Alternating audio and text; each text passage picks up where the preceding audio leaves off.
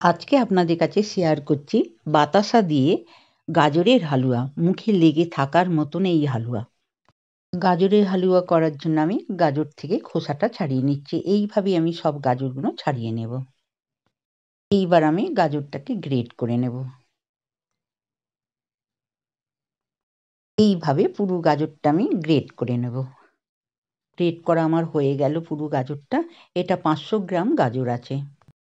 গাজরের হালুয়ার জন্য আমি হাফ লিটার দুধ নিয়েছি।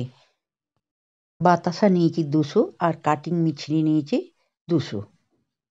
নিয়েছি কিশমিশ, কাজুটা আমি ভেঙে নিয়েছি, আপনারা গোটাও নিতে পারেন। আর নিয়েছি এলাচের গুঁড়ো। দুধটা আমি ঢেলে নিলাম। দুধটা হালকা গরম হয়ে গেছে, আমি 1 কাপ আমুল স্প্রে গুলে নিলাম। এর সঙ্গে আমুল স্প্রেটা আমি ভালো করে গুলে নিলাম। দুধটা অনেক ঘন হয়ে গেল।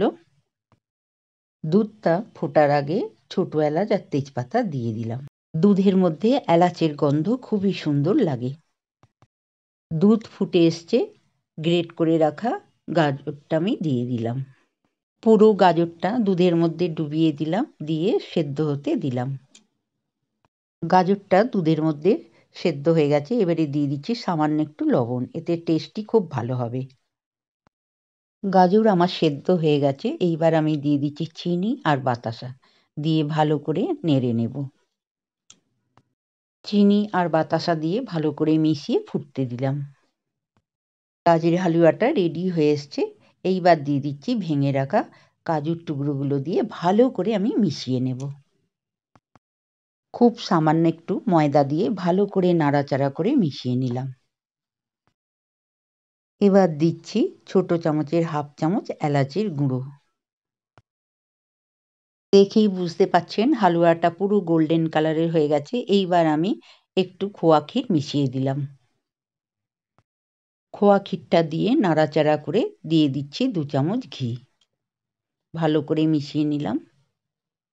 দেখুন কত সুন্দর গাজরের হালুয়াটা হয়েছে। এরপর আমি প্লেটে তুলে দেখে নিচ্ছি গাজরের হালুয়াটা কেমন হলো। বাকি অংশটা বাটির মধ্যে নিয়ে কিশমিশটা মিশিয়ে দিলাম। গাজরের হালুয়ার ওপর আরও একটু কিশমিশ আর কাজু দিয়ে সাজিয়ে দিলাম। এই গাজরের হালুয়াটা বাড়িতে একবার তৈরি করে খেয়ে দেখুন কতটা সুন্দর লাগবে। আমার রেসিপিটা ভালো লাগলে লাইক করবেন, কমেন্ট করবেন, বন্ধুদের মধ্যে শেয়ার করবেন। নতুন নতুন ভিডিও পাওয়ার জন্য চ্যানেলটি সাবস্ক্রাইব করবেন। ভালো থাকবেন।